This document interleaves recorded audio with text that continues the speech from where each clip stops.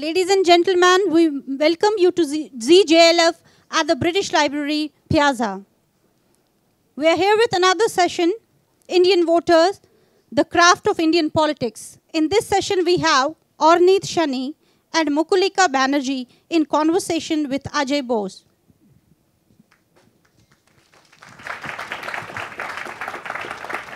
Can I please request all of you to keep your mobile phones on a switched off or a silent mode? Thank you.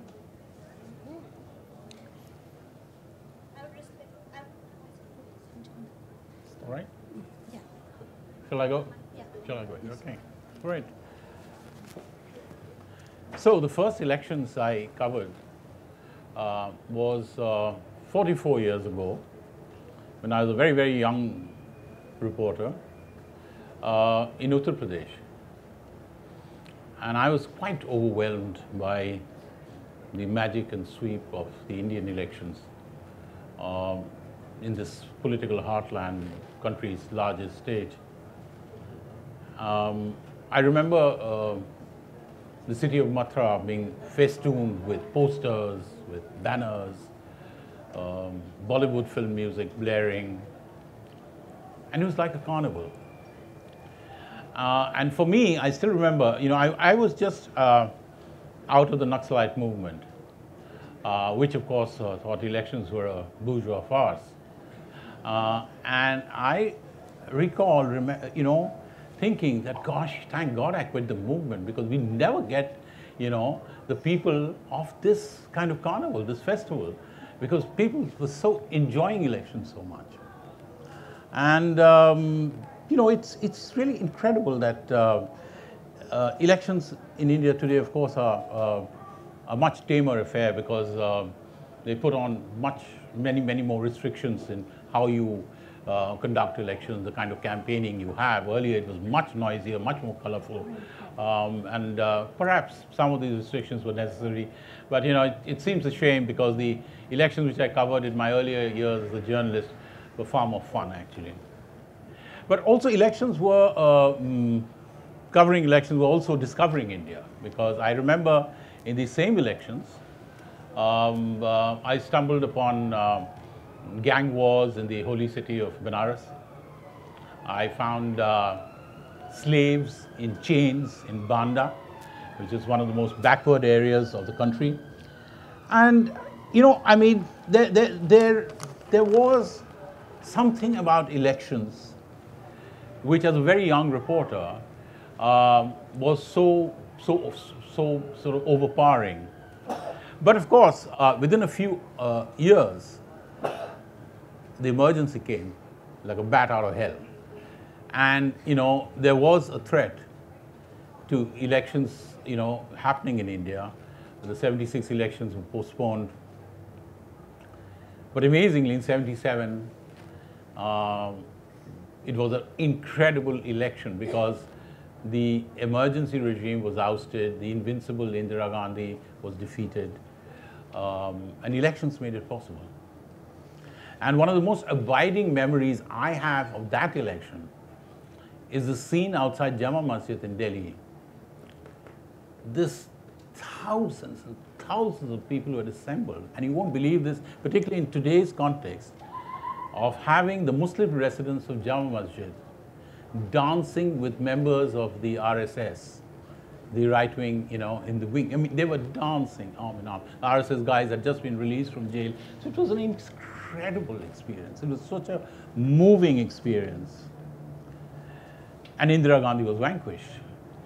But then a few years later, here I was following around Indira Gandhi on her campaign to snatch back power.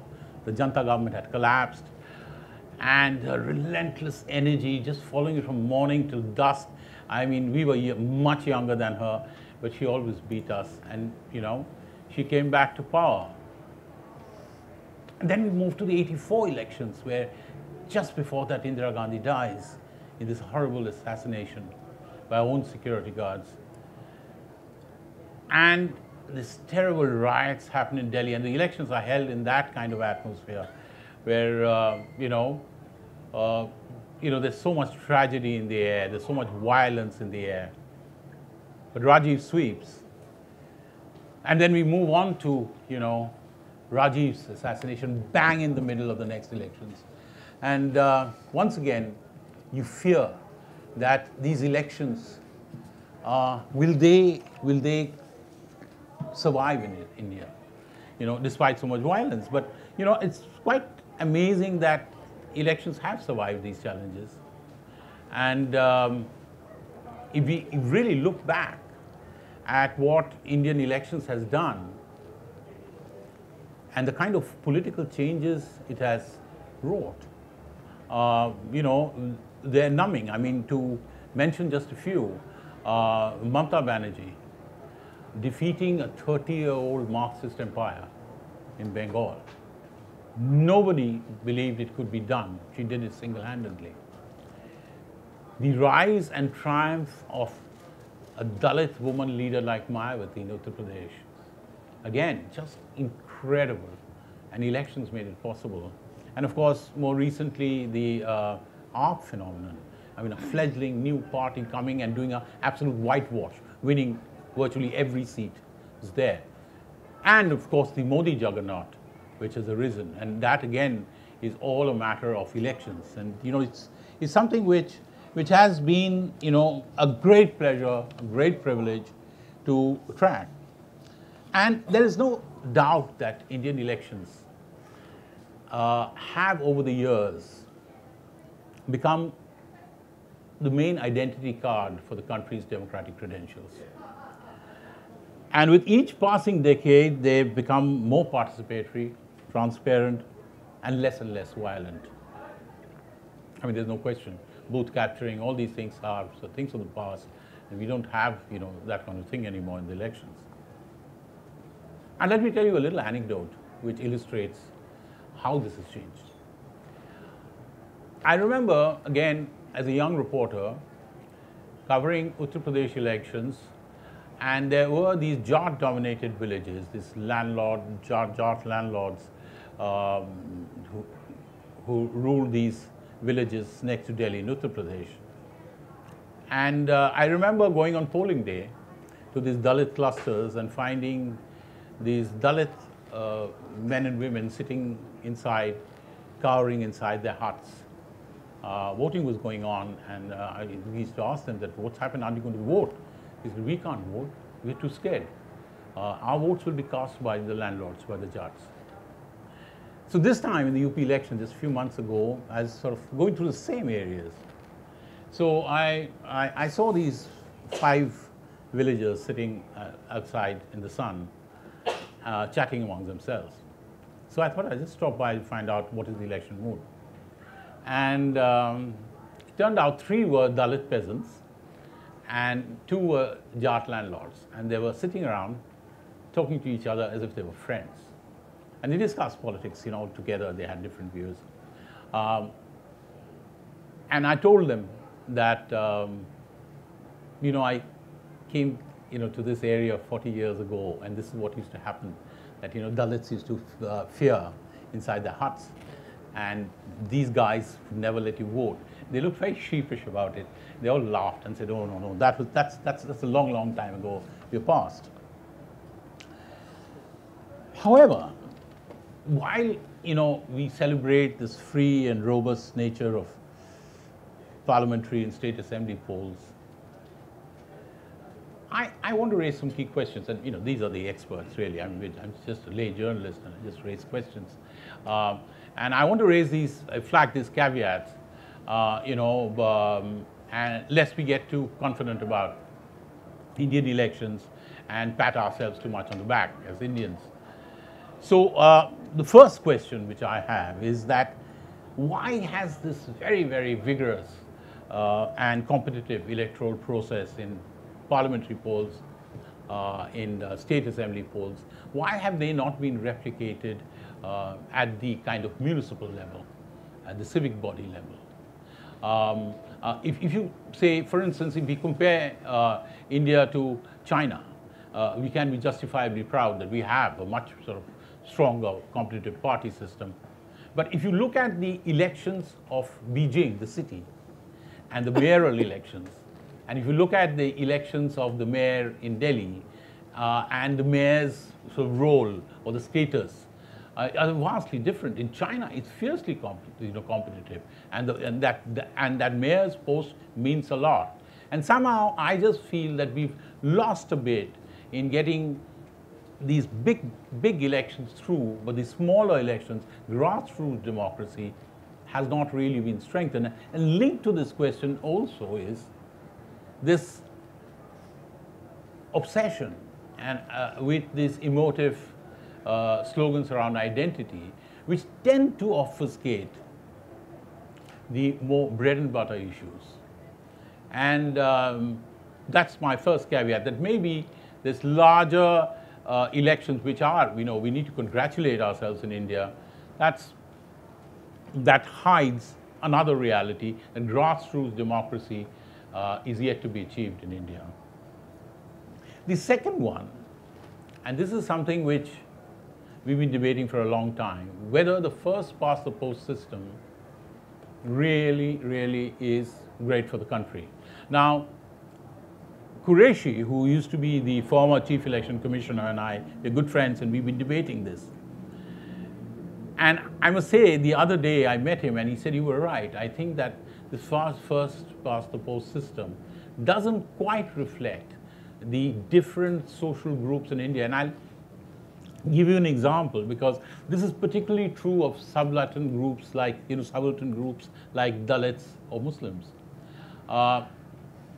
Dalits, for instance, and I'm the biographer of Mayawati, and Mayawati's problem has been that although she gets nearly 22%, and she gets almost about 80 to 90% of Dalit votes, she's unable to win, and she is constantly busy trying to stitch together some kind of alliance with other castes, often quite mindlessly, without really any organic sort of osmosis between these different social groups.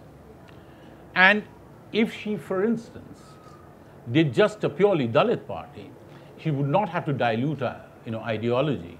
She could have stayed in the old Kanshiram mold, although Kanshiram had this sort of Bahujan Samaj vision. But the fact is that a lot of energy has to be spent in getting the numbers to win in first past the post. Because we've seen that she can win just zero number of seats, even getting 1/5 of the voting percentage. You can get 0 seats in parliament. And this is also true for Muslims, because they can't probably think of an honest-to-God Muslim minority party and so stay as a lobby group in elected sort of assemblies or parliament, because they know that they wouldn't stand a chance with a Muslim party, because they'll have to get. So whether the first past the post system has really served the country well. The third is this new phenomenon of this high publicity blitzkrieg sort of campaigns, which are sort of run like commercial ad programs. They're quite different from the earlier think about different people speaking at different rallies. These elections are really geared for a lot of money being spent in communication, and the media gets involved. And I think that smaller parties really are a great disadvantage, and you get completely rubbed out, in trying to see. And there's a new generation which has come up. I think the older generation of voters in India still, I think, understand nuance, but there is a young generation which is very, very tuned to this whole advertising, mentality, where you brainwash people through repeated messaging. And I think that that's something which is disturbing, because it does take away from the old polemical cut and thrust of Indian elections. And finally, and this is an absolutely recent phenomenon. This is something which wasn't there before. I mean, till a few months ago, I would have thought that Indian elections overall, there was no question mark on them.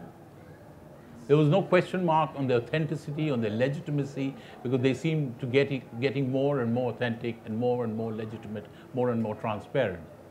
But we have this current very, very troubling and ugly controversy about rigged voting machines. And this is something which in my memory. I mean, there was this time when there was this indelible ink, controversy after Mrs. Gandhi won in '71. But it never really flew. And of course, Mrs. Gandhi created Bangladesh after that, and so the whole thing. But it was never really strong. But today, from the Central Hall in Parliament to tea shop discussions, there is this talk about what happened. Were the machines rigged? And now we have, we just got the news today that the Election Commission will hold this hackathon, in June. And, it's something which we could have never, ever imagined earlier, that people, politicians and ordinary people are questioning whether elections, are authentic, are legitimate, and whether they are being tampered with. So I raise these 4 questions, basically, for you two to also, maybe address them in your presentations, and we take it from there. Thanks, Ajoy. So I think you want to go first, no? So thanks for that. So I'll take your first 2 caveats together, and because I think the failings of democracy to which they point to are similar. So I'll relate to both of them, to both questions together, and I want to make 3 points. But first, I think historical background. I think first it's important to understand why India chose the first past the post system. The decision to have the first past the post system, whereby the candidate who wins most of the vote from a given electorate get the seat, it was decided just ahead of the first elections that started in October 1951. The conditions at the time, hardly 16% of the population was literate, right? So we had more than 85% illiteracy. And to think that at that time, to think of voters starting to mark ballot papers near names of voters was very difficult. So the election system was designed to even enable an illiterate voter to intelligently cast her vote. Moreover, India at the time institutionalized for the first time its democracy. It's true that there were elections under the British Raj, under colonialism, but elections at the time were very limited. There was a very restricted electorate of maximum 12 to 14%, and those who could be candidate and elect, it was also very restricted. So colonial elections enabled representation to a very restricted population, but not democracy. So this is the background. Now, the 3 points I want to make is the following. First, if we take a historical perspective of 70 years of electoral democracy in India, I think it can be argued that it's thanks to that system exactly that we had a deepening of democracy. And in fact, you alluded to that in some of what you said. Why? Because in fact, this system gave the incentives to political parties to cater for marginalized groups on the assumption that they will win, block of votes of 20%, 50% of that caste or this caste.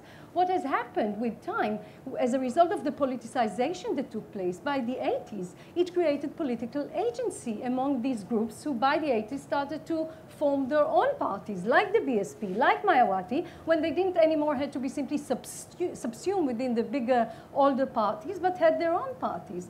Moreover, it's a fact, definitely in the last decade and a half, but even before, that it's not so clear that Indians vote by caste. So the fact that the election results are so unpredicted, we know by surveys, right? No surveys get it right. And people vote as individuals, as groups. It depends, right? It depends on the issues of the day and the candidate. So in fact, and we have to remember that we have many candidates contesting in each constituency. On average, in the 2014 elections, there were 15 contestants. So there's a huge competition there on the vote, and it's part of what deepens democracy and brings it into marginalized groups.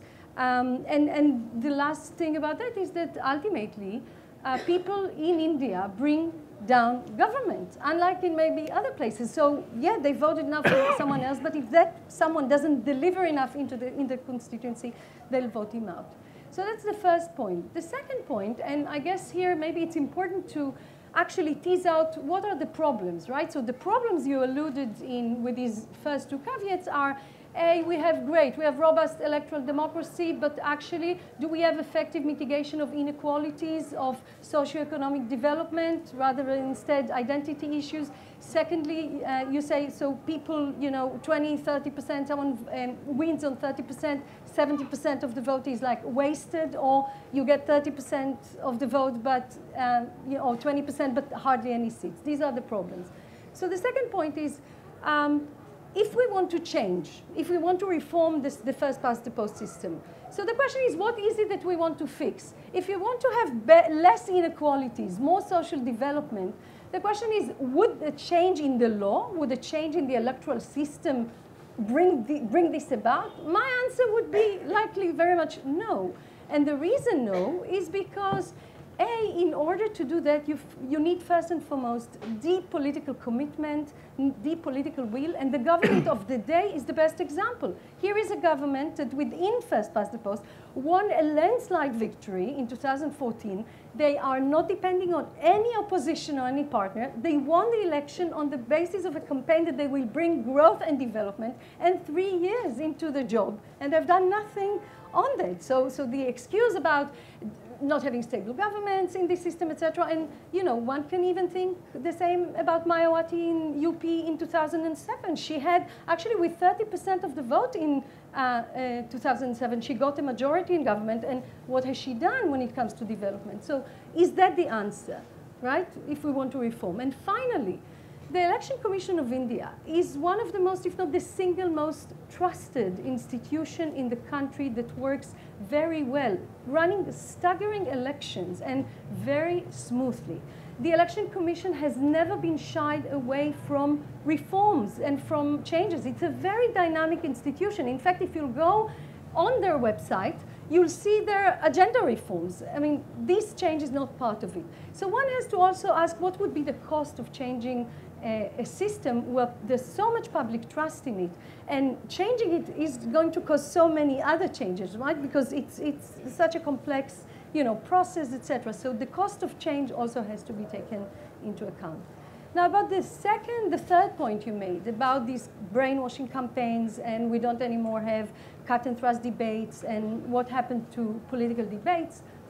So here, I think, first, what is the underlying question? I think the real underlying question is still the continual increase of money in politics. That's the issue. The fact that so much money is going into politics. This is not particular to India. We see that elsewhere. In India, we have the phenomena of paid news. And all that money that is invested is part of this is the biggest weakness of the electoral system, in a way, in relation to that. Now, the question of whether we lost with these new technologies and new campaigns, the cut and thrust debates, I doubt whether we ever had a golden age whereby politicians would discuss the substance of policies during elections. During elections, I mean, the profession of politicians is to be able to talk in terms of slogans, rhetoric. Where is the last time anyone spoke substantial policy during elections? So is it technology or is it the money issues that I think we have to think of? Now, finally, about the electronic voting machines, again, a little historical perspective. I actually think that if we look historically, the Election Commission of India first started to think of the idea of moving to electronic voting machines because of the scale of the election. It started in the 60s. So the development, piloting, implementation of the electronic voting machine has been taken place very gradually and was continuously subjected to contestations in the 80s by many high courts in the countries.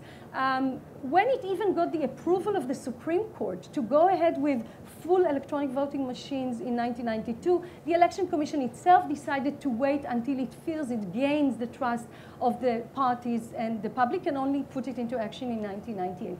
In 2009, if I'm not mistaken, I don't know, Mukulika, maybe you can correct me, I think they also had an open, when they invited the public and parties in 2009, when it was the BJP who contested it, to come and test the machines. And they're doing it now as well. Secondly, I have a first-hand experience. I had a real wonderful experience of seeing closely the elections in Punjab in February.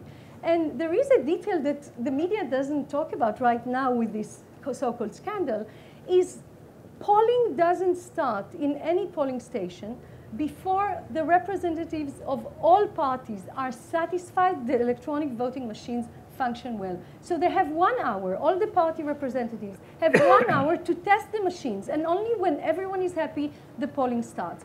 At the end of the day, the Chief Electoral Officer of Punjab gave a press conference. He openly and transparently said, we had problems in such and such a polling station. These machines didn't work. We brought new ones. So it's very transparent about it, and nothing starts before that. And finally, it's true that the attack on the Commission is far more aggressive than ever. I agree with that. But when you try to think, where does it come from? I think two things should be said. One is, in 1996, no one thought that ever any party can win elections in India without having coalition and partners. No one ever thought that one party could just get a majority. And what happened in 2014 with Modi and the BJP, it's a new ball game in politics. So, all these parties that now in the 2017 lost elections, although in Punjab it was the Congress that won the elections, the parties that lost the elections, it's a huge frustration for the losers who actually suddenly have to face something that is totally contrary to the politics that has been evolving since the 1980s. So it's huge frustrations. But the second point, and this one I think is more important and is a serious cause of concern, is that we are seeing a government that came to power with a landslide majority, but over the last 3 years has been continuously assaulting democratic institutions in the country, or let those who assault this institution go with impunity. And that's what happened in Jawaharlal Nehru University against students, against lecturers, dismissing lecturers of their job because they invite other lecturers to speak, even the Reserve Bank of India. The media was like the attacks on especially female journalists, as the report that just came out a few days ago, media that self-censored itself. And in some ways, one can think how the opposition is internalized a little bit. These are the new rules of the game, the new language, and there is a sad process of internalization of these tools and new language. So. Right. Thank you. Thank you. Thank you.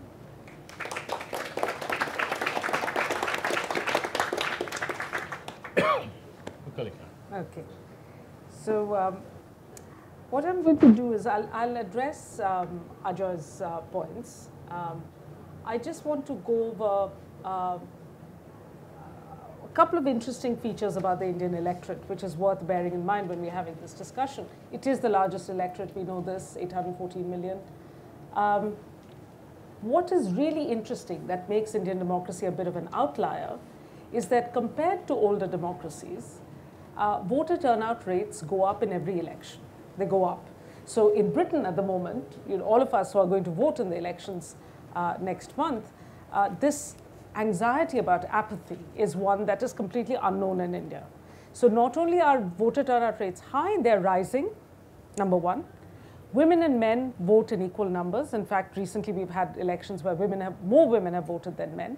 And thirdly, the more local the election, the higher the turnout. So a panchayat election gets practically 100% turnout. Now, these are completely counterintuitive to European North American democracies, which is sort of held as the standards of democracy. So India is an outlier, but because of its robustness, as we've been hearing, these are facts that not only make us think about Indian democracy, but they make us think about the nature of democracy itself, because India is big enough and robust enough to critique what we understand democracy to be about. That's point number one. Now, a couple of years ago, I published a book called Why India Votes. And the reason why I asked that question, and it's part of an ongoing research for many years, which I've done in numerous ways, is to ask why this voter turnout rate is so high. What the hell is going on? Why, you really want to name the book, Why on Earth Do People Vote? Why does India vote? What are they getting out of it? It is a question that even though my colleagues in journalism and what gets the TRPs is this cricket score version of election results. Who's going to win? Who's going to win? Who's going to win?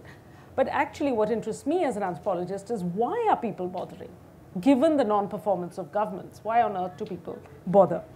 Now, it should be said that money and muscle have dominated Indian elections right through all the different technology changes, the robustness of the Election Commission of India, which I think all three of us are in complete agreement on.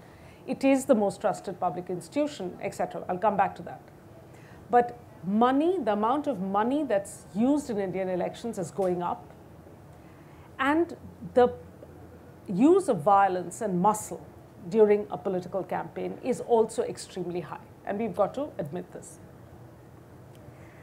But despite this, people go to vote. Now, if you ask, maybe if you take a straw poll here, as I've done on numerous occasions with various friends and people I've met, the assumption of educated people like us would be that, oh, people vote, the turnout rates are so high because people, poor people are given money, or they're told to vote, or they're afraid that's why they go to vote. And that's why you need academic research, and you see that actually that's only partially true, and in fact not very true. The big finding that we had from this project was that, yes, it's a carnival, it's a festival, but the reason why it is made into this popular festival is because it is the only moment in Indian public life, only moment, where there is a genuine experience by everybody of what equality feels like. So I would argue, and I'm happy to be challenged on this, that the queue, the line in a polling booth, is the only public space in India which is genuinely mixed. No other line anywhere in India has that kind of social mixing, where the person who cleans your floors in your house might be in the queue in front of you when you go to vote as a middle class voter, and you cannot say, oh, go stand at the back. You can't, because that person then is there knowing nobody can budge her. She has a right, and there are occasionally, there'll be news reports of a Bollywood actor, or it was actually somebody from Andhra who tried to pull his VIP status, and there was a hue and cry. This is unusual in India, it never happens. So it is a rare moment of political equality, which democracy, actually the democratic vision is about. And because of this, despite the noise of money and muscle that is outside, the polling booth itself is that kind of space that where you can bracket off that noise to really think about what it is to be a citizen of a democratic country, right? And so up and down the country, people said to us, the researchers, that, this is one right. It is foundational. It's part of, it comes with Indian citizenship. It is freely available because the Election Commission knows how to run these elections.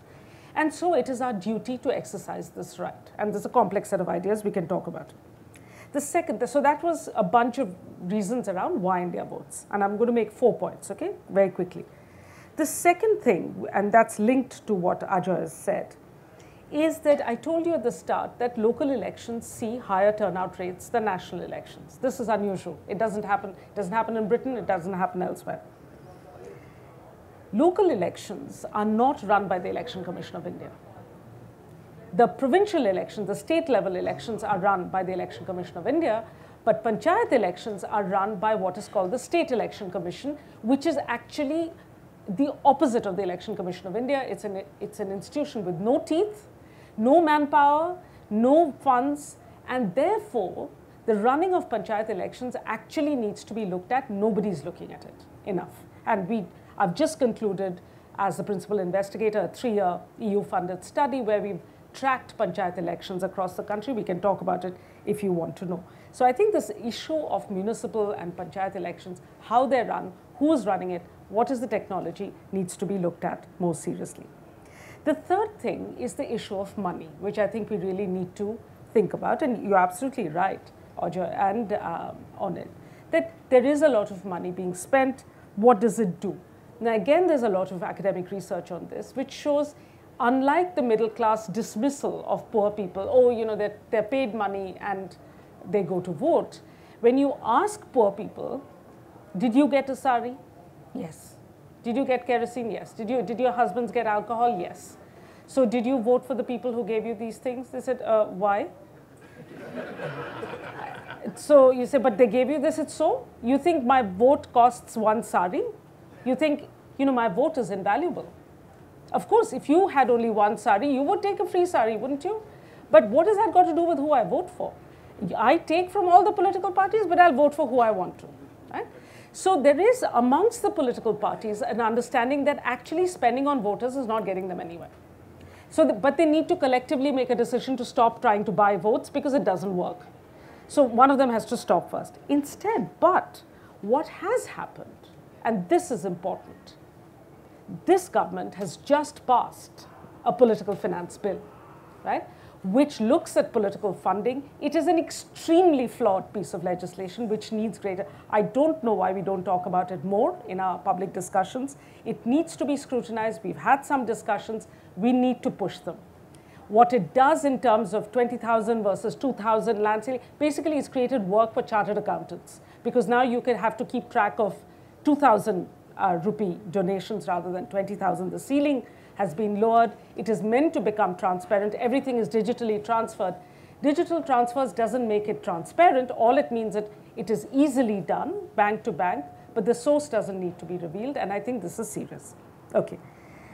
At the heart of this, I think, is the issue of the size of Indian parliamentary constituencies. Indian parliamentary constituencies, compared to, say, Britain, every parliamentary constituency in India is about 20 times the size of a UK parliamentary constituency. There are about the same number of seats in Parliament in Westminster as there are in the Lok Sabha. It's absurd. Think of the size of the two countries. So what is happening is any political party that wants to reach voters in a parliamentary constituency needs mediators. They need brokers. They need middlemen. They need what are called Naya Neta. You know, there are various ways in which. And the money that is used by any juggernaut, any political party that is good at winning elections, is the money that is spent on party workers being motivated to go out and do the work on behalf of the candidate. And again, there's fantastic research showing what work money actually does in managing elections. The fourth thing, the fourth and final point about today's news, the EVM hacking and whether there's going to be a hackathon in early June. To my mind, having, like Ajoy, but for less time, obsessively tracked and watched and participated in Indian elections, this anxiety about the EVMs, I think is a misplaced anxiety.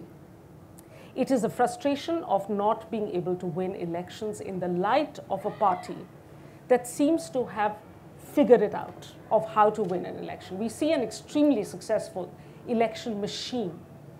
Amit Shah's election machinery is invincible, so it seems, at the moment.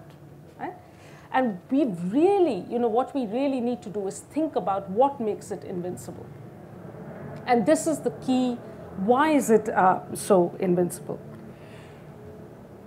Amit Shah and others would call this strategy booth management. So all the money that they use to get political party workers and so on, party workers are given voters lists, which are public documents. You can get it off the ECI website. Every worker who wants to help with a political party says, yes, here are 10 names. These are 10 voters. Your job is to get these people to vote. That's the level of delegation. Micromanagement, exactly. But there is one key thing that we have missed out in the switch from paper ballots to EVMs. I'm all for the EVMs, by the way. The paper ballot, now, okay, let me just finish saying about the EVMs. This really is my final point. EVMs are electronic.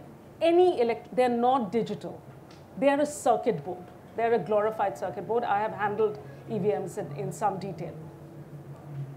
Any electronic mechanism, in principle, can be hacked, of course, if you get to the motherboard. The point is, so there's even those of us who want to support EVMs have to be aware that there is no point denying that, oh, nothing can be ever done. That's a false defense of the EVM technology. Of course, in principle, everything can be tampered with. Point is, in the conditions, like you were saying, with the testing, with the strong room, where EVMs are stored, where can you then, in that scenario, hack an EVM? And I think the Election Commission's conditions that they've just published today for the hackathon are absolutely right, that you have to work with our machines under these and show us how you can fix it. What we really need, which has disappeared from public discussion, which I'm desperately trying to bring on, is that when paper ballots used to be used, polling booths had ballot boxes, right? And you Mixed. take it to a collection center and you emptied them all into big barrels, which were then rolled on the ground. So all the papers were mixed, and then you counted, right, several polling booths together. What happens now with EVMs is that every polling booth has an EVM. And you can, now it's published data. I mean, I use that for research. It's fantastic for researchers to have it, where you can tell polling booth by polling booth how many people voted BJP, how many people voted Congress, how many people voted BSP. In my village, where I've been doing research for 15 years, my research village, it's great. I can tell you out of the 1,000 people, how many people voted CPM, how many voted Mamata, etc. For a political management, for election management, for Amit Shah and company, or indeed for Arvind Kejriwal or any political party, this is gold dust. Because while, you know, a polling booth covers only 1,000 to 1,200 people, if you know an area, think of any institution of 1,000 or 1,200 people, a village, a community, a neighborhood, a building, anything that you can compare it to. In 1,000 people, it is much easier to ascertain. If you know there are 50 people who did not vote for the BJP, you can make a pretty educated guess because these are local people. What we need is the totalizer, which the Election Commission of India has now produced after many years of technological innovation, which allows every EVM to be plugged into it. It mixes up the votes before counting. This government and 6 other parties blocked the introduction of the totalizer. And I think we need to think about it. Why? Okay. So that was really great because, I mean, it provoked a really lively discussion, of course. So we like questions now from the audience. Mike, this gentleman, front row. Thank you for the interesting conversations.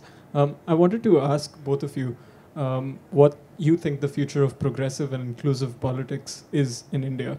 And probably for you to also compare your experience in Israel with nationalist and kind of right-shifting politics over the last few years. If you can draw any parallels with India. Thank you. Should we take a few? Well, yeah, maybe we could take a few more and then.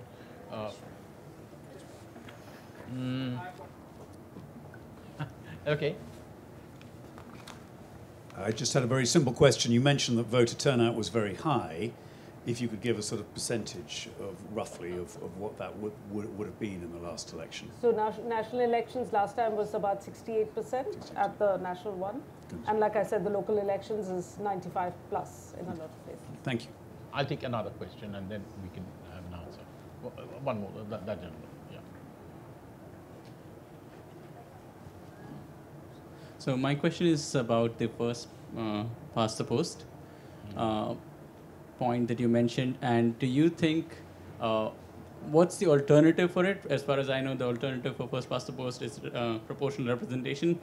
Do you think and there's of course a difference in the executive power that both these systems of democracy can bestow a government. So there's a dilution of executive power that will come with proportional representation. Do you think something that first of all can work? Would it slow down our democracy and our government? And is it even riskier given the fact that India is a developing country and we need the kind of executive powers that FTFP kind of gives? Okay, so I think we'll try and answer these first two questions first. So I'd like to do a little bit on the second one, but please feel free for the first one, which is asked. Future of progressive politics, should I speak to that? Please. I mean, that's... Yeah. How long do I have? 30 seconds? 30 seconds. 30 seconds. And you on the Israel comparison. You know, I think first thing, given we are sitting in this fantastic space, having a discussion, I think more discussion like this is crucial, right? We cannot shut down spaces for open airing of disagreeing opinions. That is crucial. So more JLFs is one good thing. Chandra is in the room, excellent. Now you've heard us saying it. And you know, they're doing it all over the world, but we need it across India. But if there was one thing I would point out, I would say public institutions. if you think about so many of the challenges today in India, whether it is middlemen, whether it is, the violence against minorities and Dalits that's been on the rise in the last few months. At the end of the day, there's so many issues because our legal system doesn't work, because the police doesn't, there's not enough capacity. It's not just because they're corrupt, there's not enough capacity. If we don't strengthen our public institutions, what kind of democracy can we call it? Elections are a necessary but not sufficient indicator of democracy, right? Democracy is about right to law. And we have this only in paper. So if there was one thing I would say for progressive politics that we need a judicial system that works. Okay. And we need to increase that capacity. And it's exactly the opposite is happening at the moment. Fine. So quickly, I think it's very important to note that what we see in India is we have to look globally. This is a global situation about lack of progressive politics. Everywhere in Israel, but not just in Israel, we see it elsewhere as well. And we have to remember that we have to put it in the global context. I do think, however, and just to quickly come to the comparison with Israel, we have to make a distinction between the institution that conducts and superintends elections and the robustness of the elections as elections and electoral politics. So, as far as conducting elections, just to give you a tiny example, to prepare the first list of voters in India on the basis of universal adult franchise, a list of 174 million people took 2.5–3 years to put this list together. In Israel, they did it at the same time with independence. You know how long it took? They declared curfew for 7 hours. And in 7 hours, they registered everyone. So, you can't even, so there's no way to compare the scales, and I'll stop it there. But I think, and I'll connect it to the second question about whether, they're changing in the system. It's very likely that if we would have put proportional representation in India today, it's likely that it would become even more majoritarian than we see it today, because it's almost as if we would have institutionalized almost separate electorates. I think that in India, because in fact, there's not just national elections, there's state elections, there's panchayat elections, municipal elections, and the participation, as Mukulika described, is just so, everyone is so engaged and taking part, that there's more hope in some ways for a change. So because people, Mayawati became, a Dalit chief minister, but she didn't deliver ultimately she didn't deliver on development. People voted for Modi in 2014 for development and for progress, not for progress, not for anything else. So, at a certain point, it will sink and there's a hope for change. So I'm still hopeful when it comes to India. I just like to add a little bit on this, and I'm slightly in disagreement with her. Because what we've seen earlier on, and when the Congress as this big party, the big dominant party, got sort of sort of diminished, and we had these two coalition governments, facing each other. I just felt, as a journalist, and as somebody who's seen the arrogance of political power getting less, and there was more debate, there was more consultation, and less rash action. What I find today, this whole rise of this one party, maybe with 30% or 35%, taking it all away, and which happened in 2014, somehow, firstly, those 65% people who did not vote for that party, they somehow get completely snuffed out. And secondly, as we've seen in this past, few months in Uttar Pradesh, for instance, we find that sections of, or certain social groups getting complete. So my point is that we need to look at what we can do about this. I'm not saying there is an easy alternative to the first past the post system, but I think it's time to actually review what we have, because India in these past 7 decades have moved a lot, and we can think about it. Yesterday, the steering committee of the law ministry in India had a meeting, the parliamentary committee had a meeting exactly on that question of whether to change it. But it goes back to what I said about reforms. Would changing the law and reform actually bring about what we want to fix? Yeah. That's a question. Yeah. Okay.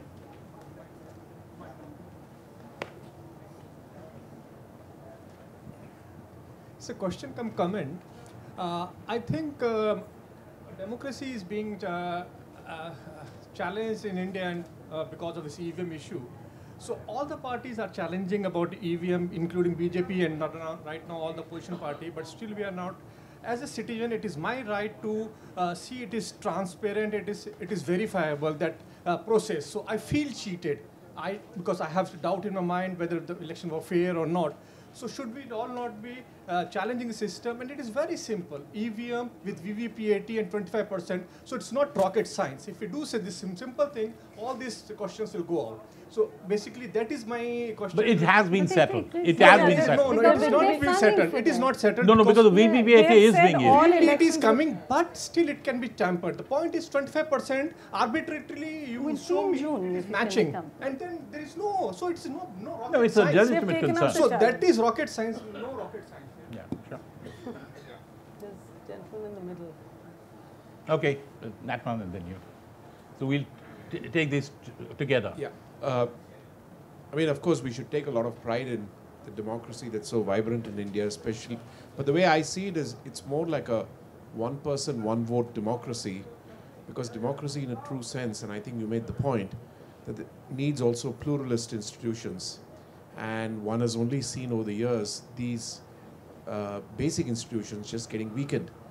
Do you see a point in time where you may still have the one vote, one person, but when people are not assured of their basic rights, when they don't feel equal in so many other respects, that at some point in time that one vote, one person democracy could itself be threatened and some kind of anarchy could come.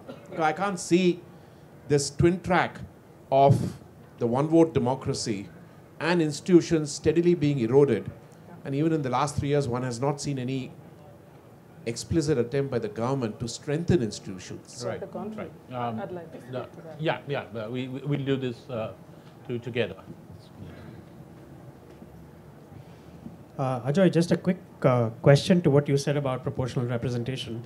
When these discussions are had very often today in India, there is a certain section of people who support the BJP who say that these discussions are being had now because it's a particular party that has won the government despite only winning 30% odd of the vote share. And, we've had first past the post for 70 years. Why are these discussions coming up now? So is there something that has fundamentally changed in the Indian polity that makes it possible for one party to win 30% and still form the government as a majority? Or is it something that that we have come to be truly uncomfortable with, given the party that's in power right now? Okay, fine.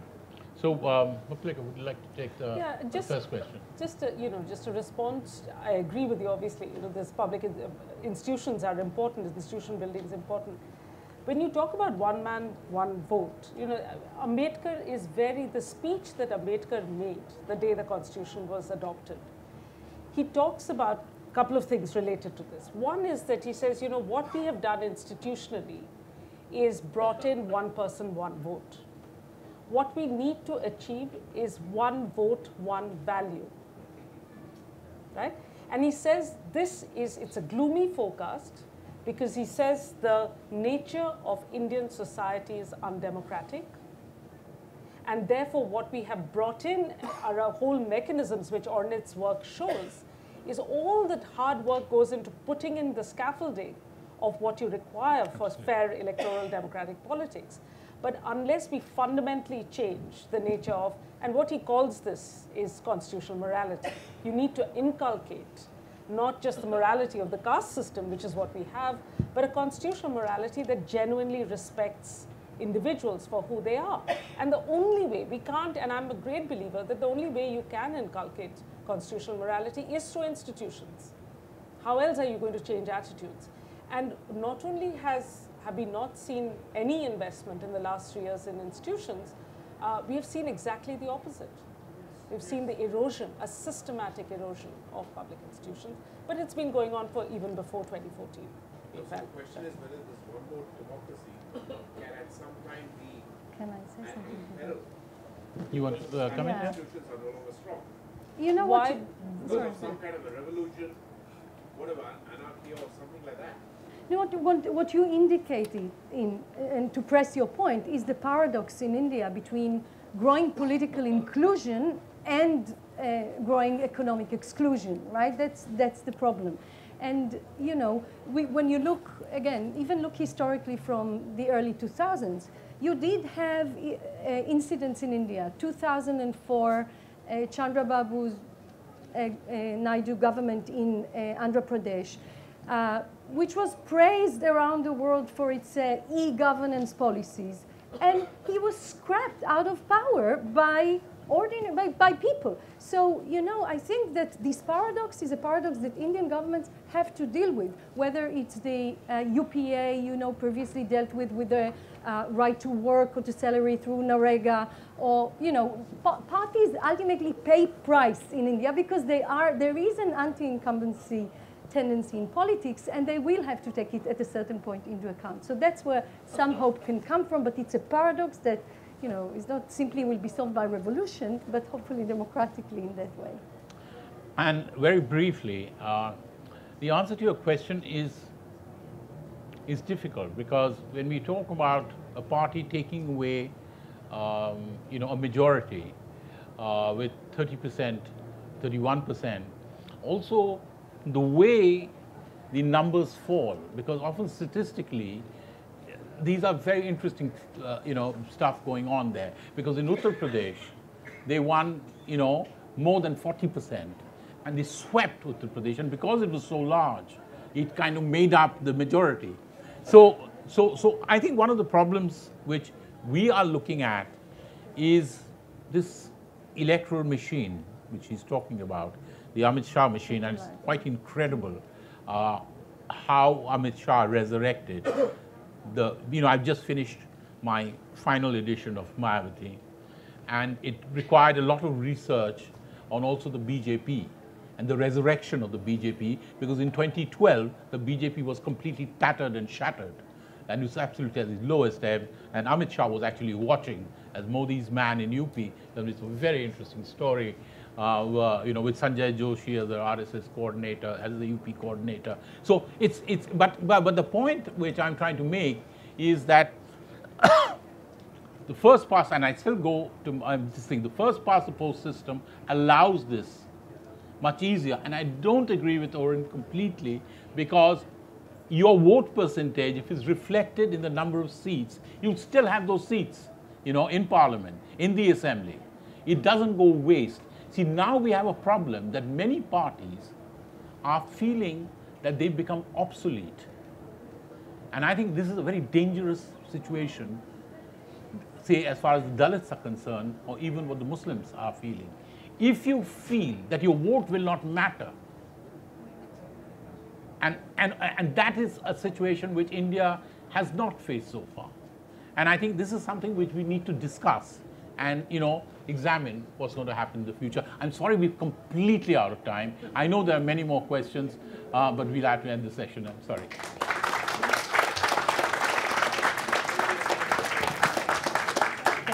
Thank you very much, Ornit Shani, Mukulika Banerjee, and Ajoy Bose.